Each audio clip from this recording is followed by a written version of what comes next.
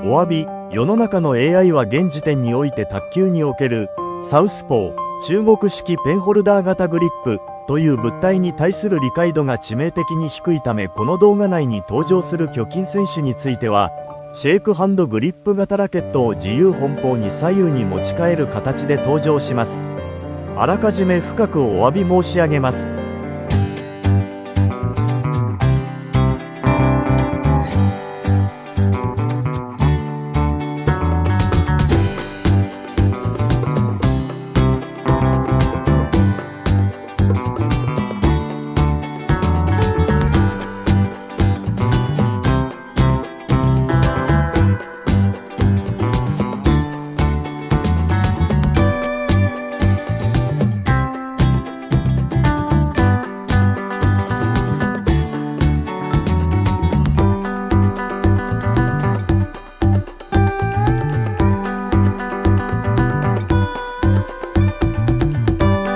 視聴者様、こんにちは。卓球解説のケンジです。こんにちは。アシスタントのみさきです。本日もよろしくお願いします。さて、みさきちゃん、今回取り上げるテーマなんですけれど、卓球界、特に世界最強を誇る中国卓球界でとんでもないニュースが飛び込んできましたよね。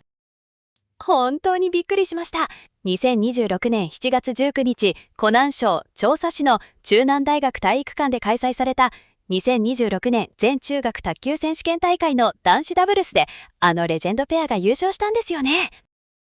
そうなんです。馬龍・マロン選手と極真・朱珍選手のコンビ。ファンからはリューマンペアの愛称で慕われている黄金ペアですね。馬龍・マロン選手は37歳、キッシン選手は36歳。しかもお二人とも現在は世界ランキングのアクティブリストから外れていて、中国国家代表チームグオピンの主力メンバー、つまり国際大会に派遣される現役バリバリのトップ代表ではないんですよね。まさにそこが最大のポイントなんです。この現役代表外のベテランコンビが中国国内最高峰であり世界一過酷と言われる全中国選手権に突如出場して、現役のトップ代表である若手選手たちをなんと1ゲームも与えずストレートで下して王座についてしまったんです。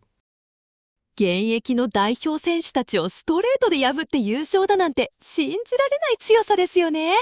中国国内はもちろん、世界中の卓球ファンや関係者の間で大きな衝撃が走っています。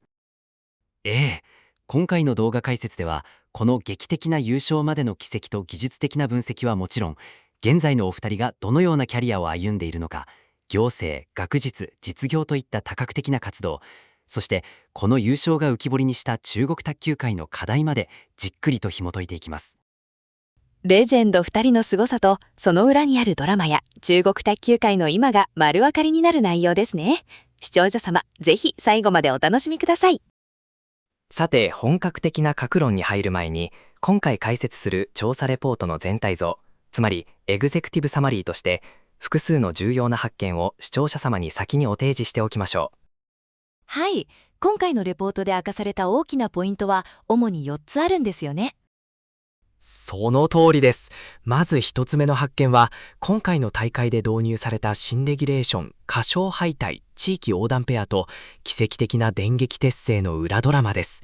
実はナショナルチームの要請などではなく、馬龍選手の息子さんの一言から始まり、事前練習はたったの11回だけだったにもかかわらず圧勝してしまったという事実です。たった11回の練習で優勝だなんて漫画みたいな話ですよね。そして2つ目の発見は、馬龍選手の驚くべき第2のキャリアですね。馬龍選手は12年間務めた代表キャプテンの座を王祖金選手へ正式に引き継ぎ、自身は中国卓球協会 CTTA も副主席に就任。さらに2026年6月には北京体育大学の博士課程に受験者中第2位の優秀な成績で合格し、スポーツ科学の研究者としての道を突き進めているんです。選手としてもトップなのに、学術や行政でもトップクラスなんてすごすぎます。そして3つ目が、巨人選手の多角的な活躍ですね。余信選手はナショナルチームのコーチ職を断り、アジア卓球連合 ATTU の第一副主席として国際行政で手腕を振るう一方、自身のブランドクシューマンを展開し、カフェ併設型の卓球サロンなどを通じて卓球をカジュアルなライフスタイルとして再定義しています。さらに選抜制度における実力準入論を唱えるなど、民間のカリスマとして強い影響力を持っています。お二人とも現役を引きつつあっても全く違う形で卓球界をリードしているんですね。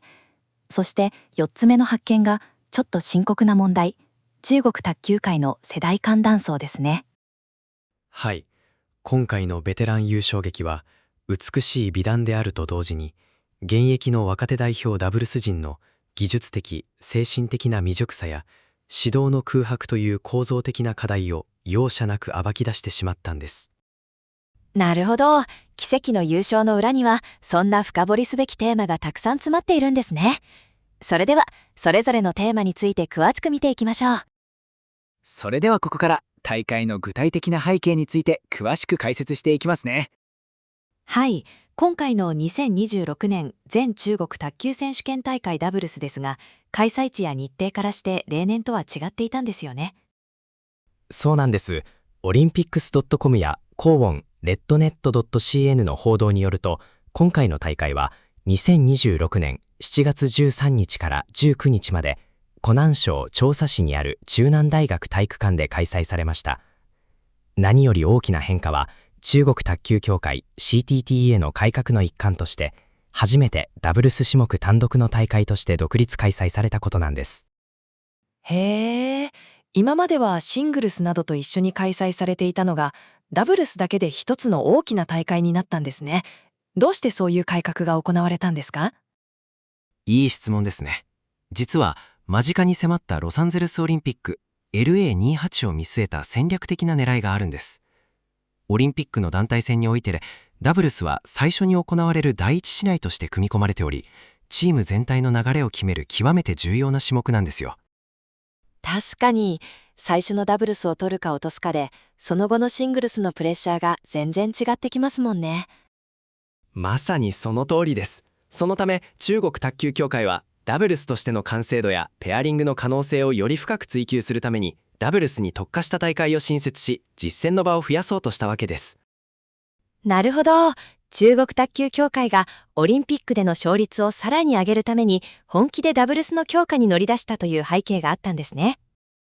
そしてこの大会改革の中でももう一つ決定的なルール変更があったんです。それが故障敗退、地域横断的なペア結成の解禁です。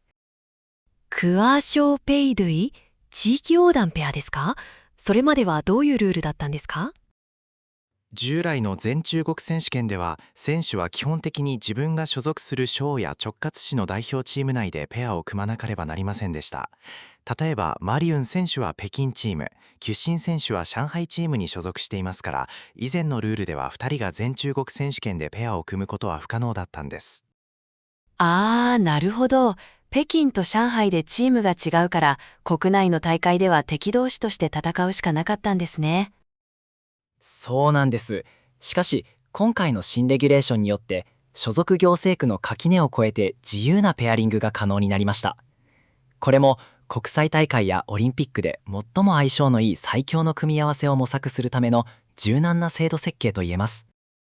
その制度変更があったからこそ、ファンが待ち望んでいたリューマンペアの再結成が実現したわけですね。まさにその通りです。かつて世界選手権やオリンピックで数々の金メダルを獲得し、世界中を魅了した2人が公式大会としては2020年の全中国選手権以来、実に約6年ぶりに同じコートの同じ側に立つことになったんです。6年ぶりの再結成、ファンにとってはたまらない胸熱展開ですね。さて、ここからは気になる実際の試合展開、特に決勝戦の模様を徹底解説していきましょう。オリンピック .com やロワン sdnews.com.cn の報道によると、マロン出身ペアは第4シードとして出場し、1回戦から準決勝までの4試合を順調に勝ち進んで決勝にたどり着いたんですよね。そして決勝で激突した相手が21歳の金優成、ファン・ヨージョン選手と23歳の向こう、シャンポン選手というペアでした。この2人はまさに次世代の中国男子ダブルスを背負って立つと期待されている現役の主力若手ペアです。百戦錬磨のレジェンド対飛ぶ鳥を落とす勢いの若手ホープ。注目の決勝戦のスコアはどうだったんでしょうか。結果はなんとゲームカウント 3-0、114、115、119のストレートでバリュー・マロン・巨神ペアの完全勝利でした。試合時間はわずか28分間という圧倒的な展開だったんです。28分でストレート勝ち？第1ゲームが 11-4、第2ゲームが 11-5 って若手ペアにほとんど何もさせなかったんじゃないですか？おっしゃる通りです。序盤からバリュー・マロン選手の精密すぎる台上コントロールと巨神選手の強烈なフォアハンドが完全に噛み合い、若手ペアは自分たちのペースを一切作れませんでした。第3ゲームは11対9と接戦だったようですが、ここはどうだったんですか？第3ゲームでは後がなくなった若手ペアが開き直って強気の攻勢に出て9対9という緊迫した状況まで持ち込みました。しかしこの極限状態の終盤で光ったのがベテラン2人の深い読みと戦術の正確さでした。一瞬の隙も見逃さず怒涛の連続得点で11対9とし鮮やかに優勝を決めたんです。わずか28分でのストレート勝ち？数字で見ても凄さが伝わってきますが、戦術や技術面では具体的に何が違っていたんでしょうか？新波体育、シナスポーツなどのデータ分析を参照すると、その差は歴然としています。まず、試合全体の主導的得点率、つまり自分たちから仕掛けて得点した割合ですが、バリュー、マロン、巨神ペアが 65% だったに対し、若手ペアは 41% にとどまりました。65% と 41%、主導権を完全に握り続けていたのがわかりますね。さらに凄まじいのが勝負初得点率、ゲームポイントやマッチポイントでの得点率です。バリュー、マロン、巨神ペアは6回あった勝負どころのチャンスで6回とも得点し、勝負初得点率が驚異の 100% でした。一方の若手ペアは 0% だったんです。100% 対 0%？ ここぞという場面での勝負強さが段違いですね。技術面を細かく見ると、バリュー・マロン選手は右シェイクハンドとしてネット際での繊細なストップやつっつき、そして鋭い反手、バックハンドチキータを駆使して相手に先手攻撃を許せませんでした。そして少しでも甘いボールが上がれば、キッシン選手が左ペンホルダー独特のしなやかで広角な静手、フォアハンドドライブを打ち込む。右シェイクのバリュー・マロン選手が完璧にお膳立てをして、左ペンのユクシン選手がダイナミックに決める。まさに理想的な役割分担ですね。そうなんです。若手ペアが得意とする現代卓球のピッチの速い両ハンドラリーに持ち込まれる前に、台上の技術とコース突きの深さで相手の攻撃の目を摘み取っていたわけです。卓球という競技がいかにパワーやスピードだけでなく配置と戦術のスポーツであるかを証明した一戦でした。ここまで圧倒的な強さを見せつけられると、大会前から相当厳しいトレーニングを積んできたんじゃないかって思っちゃいますよね。普通はそう思いますよね。実はこの優勝の舞台裏にはびっくりするような人間ドラマとマチチカン・ソンシーガン、つまり肩の力が抜けた最高の余裕があったんです。マッチ感ですか？新浪新聞シナニュースや中華王チャイナ .com などの取材記事によると、大会前にはナショナルチームがダブルス再建のために2人を緊急招集したなんて噂もインターネット上で流れていたんですよね。そういった憶測が飛び交っていたのですが、バリュー・マロン選手は試合後のインタビューで、噂されているようなナショナルチームからの呼び出しなんてものは完全なデマですと笑顔で一蹴したんです。デマだったんですね。じゃあ一体どうして今回お二人は出場することになったんですか？決定的なきっかけはなんとバリュー・マロン選手の息子さんの可愛らしい一言だったんですよ。へえ、息子さんの一言。そうなんです。バリュー・マロン選手の長男が、お父さん、どうして最近試合に出ないの？お父さんが試合をしているところが見たいな、と無邪気に尋ねたそうなんです。息子の願いを叶えてあげたいと思ったバリュー選手が、長年の戦友であるユクシン選手に直接電話をかけて、久しぶりにダブルスに出ないかと誘ったのが始まりだったんです。わー、国家の命運とかではなく、息子さんにかっこいい姿を見せたいというお父さんの情熱から始まったんですね。なんだかほっこりしちゃいます。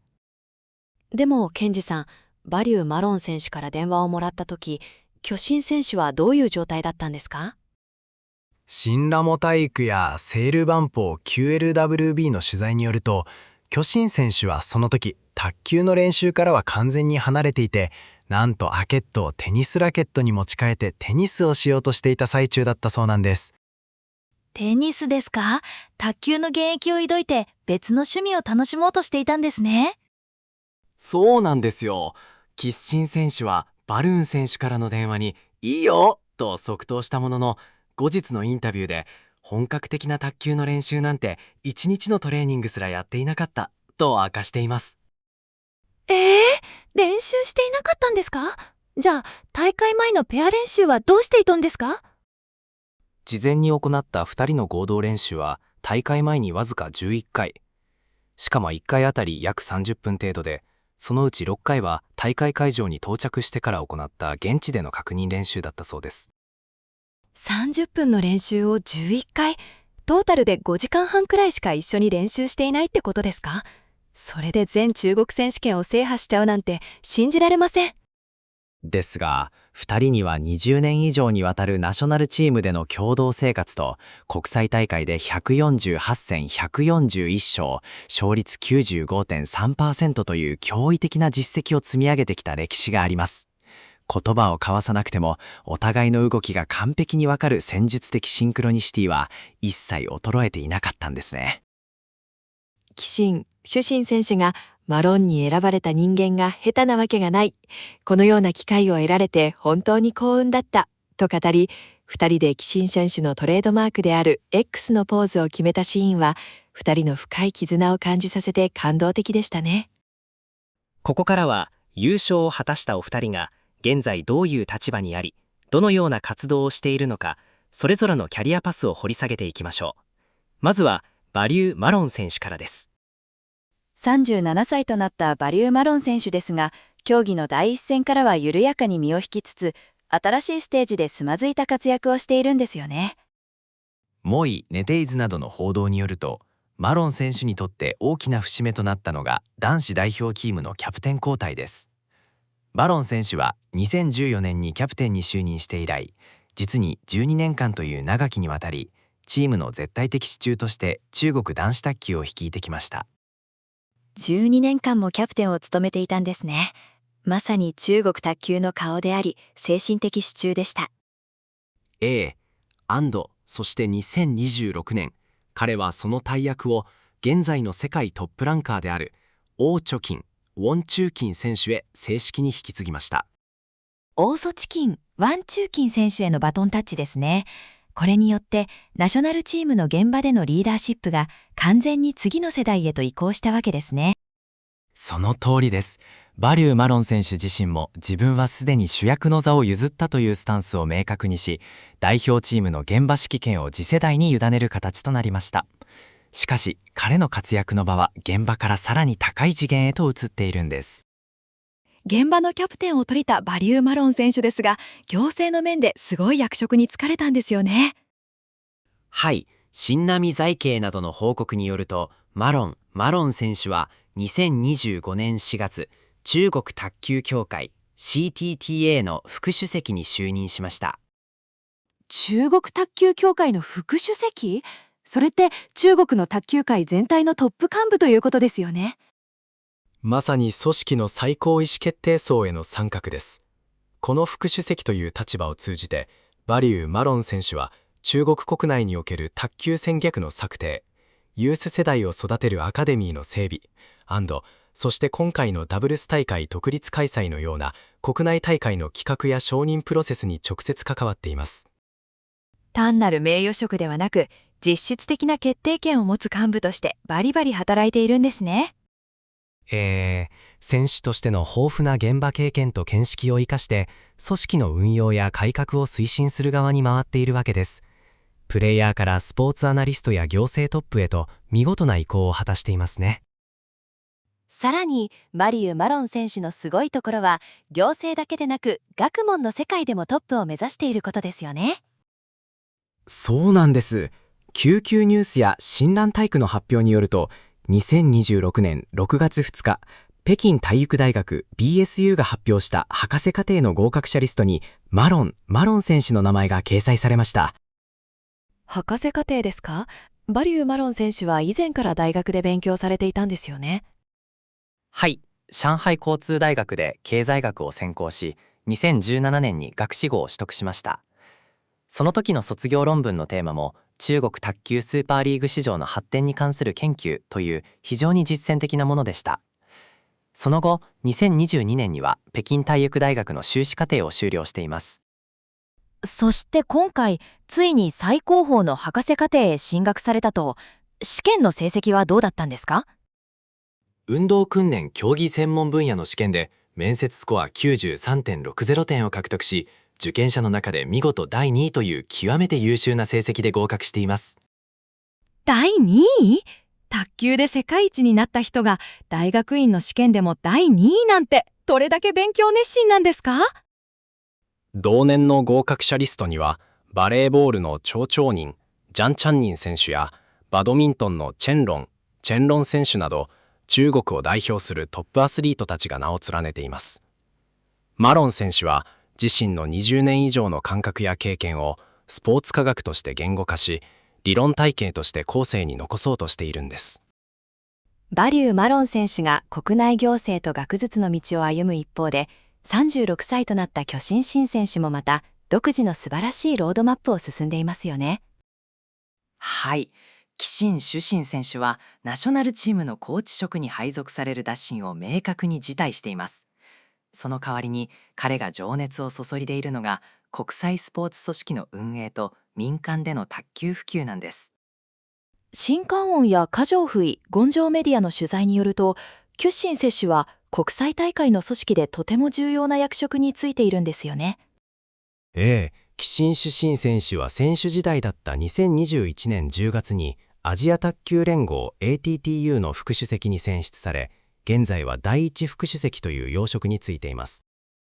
アジア卓球連合の第一副主席、アジア全体の卓球をまとめ上げるポジションですね。具体的にはどんな改革を行ったんですか？選手目線に立った過密スケジュールの改善ですね。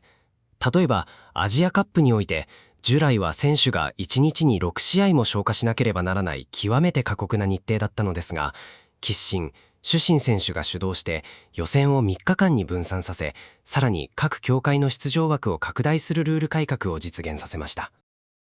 選手時代の辛さを知っているキクシン選手だからこそ、選手がベストを尽くせる環境づくりを行ってくれたんですね。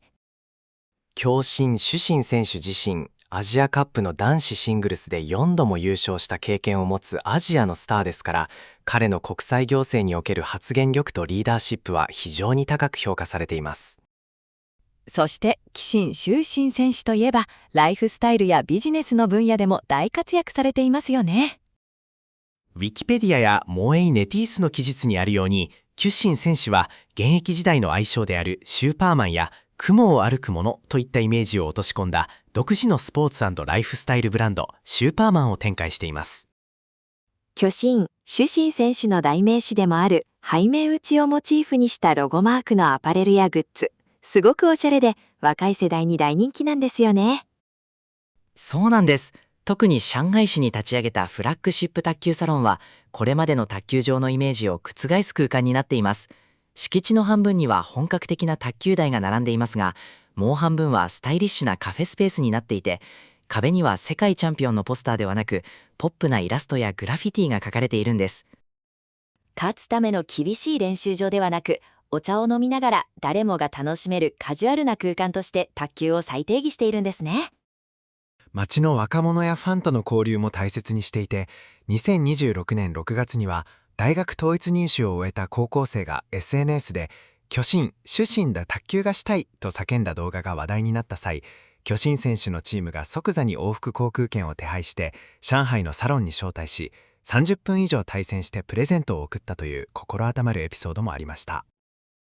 神対応すぎます。ファンを心から大切にする巨神選手だからこそ、現役を退役っても圧倒的な人気を誇っているんですね。翼心主審選手は、卓球界の制度や育成論についても独自の持論を展開して話題になっていますよね。中華湾などのインタビュー記事によると、巨神主審選手が提唱し、強く支持しているのが、実力順入論という考え方です。実力順入論。これはどういった主張なんですか？簡単に言えば、代表チームやユースチームの選考においては、出身地や過去の実績、背後にある関係性などは一切関係なく、オープンな選抜戦の実力結果のみを唯一の参入基準にすべきだという論理です。完全な実力主義、コートの上の結果だけで勝負すべきだということですね。はい、実際に2026年のナショナルユースチーム選抜では、強豪省ではない世界省出身の女子若手3名が、この実力本位の選抜戦で代表切符を勝ち取り、この論理の正当性を証明しました。実力さえあれば誰にでもチャンスがあるというのは、若い選手にとってすごく夢がありますね。一方の中国国内では、地方ごとの経済水準や練習環境の格差が大きい中で、単純な一発勝負だけで評価することは、かえってリソースのない地方に不利ではないかという議論も巻き起こっており、中国卓球界の育成の在り方に一石を投じています。ここで一つ気になるのが、馬龍マロン選手の中国卓球協会副主席と、巨神選手のエリア卓球連合第一副主席という役職ですが、ファンやメディアの間では、どちらのポジションの方が格上なのという疑問も出ているようですね。新ラモ体育などの解説によると、結論から言うと、組織の属性が異なるため、単純な浄化関係や序列で比べることはできないというのが答えになります。役割のフィールドが違うということですね。どう違うんでしょうか。馬龍マロン選手の中国卓球協会副主席は、中国国内の競技統括団体における最高幹部です。国内の代表選考ルール、コーチ陣の人事権、予算配分など、直接的な行政的決定権を持っています。つまり国内の意思決定権者ですね。なるほど。中国国内の卓球の仕組みを動かすトップ権限ですね。対する極真主審選手のアジア卓球連合第一副主席は、アジア全体の競技振興や国際大会の調整を行う国際組織の要職です。特定の国の利益だけでなく、アジア全体の卓球の普及や国際ルールの調整を担う国際的な調整役、中立的指導者となります。馬龍マロン選手が国内の最強の基盤を固める司令塔で、キッシン出身選手が国際舞台でアジアと中国をつなぐ外交官のような役割なんですね。まさにその通りです。2人が国内と国際という異なる軸から中国卓球界の優位性を支える完璧な相乗効果の構造になっているわけです。さて、ここまではレジェンド2人の偉業と活躍をお伝えしてきましたが、ここからは本レポートの最も重要な革新、この優勝劇が突きつけた中国卓球界の深刻な課題について切り込んでいきます。北京日報、ベイジングデイリーや東進新聞、テンセントニュースなどの有力スポーツメディアは、この優勝劇に対して手放しの称賛だけでなく、強い警戒感を表明しているんですよね。老将の体感は、ナショナルチーム男子ダブルスの若手育成における深刻な技術的精神的断層を暴露したと警鐘を鳴らしています。決勝で戦った無候補、シャンポン選手とコウ・ユーゼン・ファン・ヨージョン選手のペアですが、コウ・ユーゼン選手といえば男子ダブルスの世界ランキング1位で、直近のアジア競技大会の代表にも選ばれている超エリートですよね。そうなんです。しかし決勝戦では、馬龍マロン選手の精密なストップやツッツキにレシーブを完全に崩され、自分たちの攻撃パターンに持ち込めませんでした。38歳と36歳という合計年齢で自分たちをはるかに上回るベテランの戦術の前に精神的な余裕を失い、自滅に近い形で 0-3 のストレート負けを喫してしまったんです。世界ランク1位の現役代表がほとんど練習していないベテランペアに精神面でも戦術面でも完敗してしまったというのは、指導陣にとってもショックが大きいですよね。課題は決勝戦のペアだけではありません。新蘭体育や新華網の戦績データを見ると、他の現役代表ペアも厳しい現実を突きつけられています。時代のエースと召されている林詩ドン選手と期待の新星であるオン・ルイボー、ウェン・ルイボー選手のペアは準々決勝で敗退してしまったんですよね。はい。林指導オン・ルイボペアは、ラリン・カオエン、リン・ガオエン選手とユエン・シュエンソン、ユエン・シュエンソン選手のペアに2対3で敗れました。このペアの問題点は、2人が右利き同士だったことなのですが、ラリー中に互いの動線が重なってぶつかってしまうフットワークの衝突というダブルスとして初歩的なミスを解消できていませんでした。動きが重なっちゃうなんて、ペアリングの調整不足が浮き彫りになっちゃいましたね。しかも彼らを破ったユン・ケンソー選手はナショナルチームにすら所属していない地方省の代表選手です。その小チームペアに対してバリュー、マロン、キュシンペアは準決勝で全く付け入る隙を与えず 3-0 のストレートで一周しました。つまり、現役代表の若手ペアが地方チームのペアに敗れ、その地方チームのペアをベテランペアが秒殺した。若手代表ダブルス全体の完成度の低さが浮き彫りになってしまったんですね。この結果には中国国内だけでなく、日本など海外のメディアや卓球ファンも強い関心を寄せているんですよね。東春ニュース、テンセントニュースが伝える日本ファンの反応や海外メディアの分析でも、中国の若手はシングルスの打撃力はすごいが、ダブルスとしての連携や戦術理解度が極めて低くなっているのではないかという見方が広がっています。ロサンゼルスオリンピックに向けて、これは中国チームにとって大きな死角になるかもしれないということですか？まさにそこが危機感の根本です。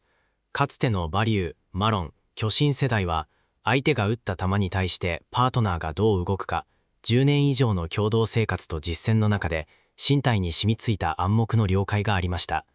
巨神選手がワイドに動けば、バリュー選手が自然とカバーに入るようなあうんの呼吸ですね。現代の若い選手たちはどうなんですか？現代の若手は前陣での高速ラリーや両ハンドのパワー勝負には非常に強いのですが、相手に変則的な球を打たれた時の対応やダブルス特有の繊細な駆け引き、コースの内訳という技術的遺産を十分に引き継げていないんです。この育成の空白こそが中国卓球界が抱える構造的な課題なんです。ここまで大会の全貌と中国卓球界の課題を見てきましたが、改めて今回のバリュン・マロン・シュシンペアの優勝が意味するものについて総括していきましょう。北京日報などの論説にもあるように、今回の優勝は単なる思い出作りではなく、卓球における知性と経験の勝利であり、同時に若手育成への強力なメッセージだったと言えますね。そしてもう一つ特筆すべきは、2人が示したセカンドキャリアの最高峰のモデルです。現役引退後にただ表舞台から消えていくのではなく、行政、学術、ビジネスという新しい領域で大活躍されていますもんね。そうなんです。バリュー・マロン選手は中国卓球協会の副主席として国内の制度設計を担い、博士課程で卓球の理論化を進める。キョッシン選手はアジア卓球連合の第一副主席として国際行政を動かし、自身のブランドで新しい卓球文化を創出する。プレイヤー時代の実績だけに頼らず、自分たちの足で次のステージのトップに立っている姿は、すべてのアスリートにとって素晴らしいお手本になりますね。それでは最後に本レポートの結論です。今回のリューモン・リューマンペアの電撃出場と圧勝劇は、後輩たちに向けた言葉以上の最後のマスタークラス、特別授業だったのかもしれませんね。まさにその通りです。どんな状況でも揺るがない卓球への愛と、極限状態での戦術的な回答を背中で語りかけたわけです。ナショナルチームの若手選手たちが、ただレジェンドの偉大さに頼るのではなく、この厳しい授業から学んで、真にラケットを引き継いでいってほしいですね。中国卓球がこれからも世界の頂点に立ち続けるために、若手たちがどう成長していくのか、今後の展開から目が離せませんね。はい、視聴者様、今回の解説はいかがでしたでしょうか。中国卓球界の奥深さを感じていただけたら嬉しいです。それでは本日の解説はここまでとなります。ご視聴ありがとうございました。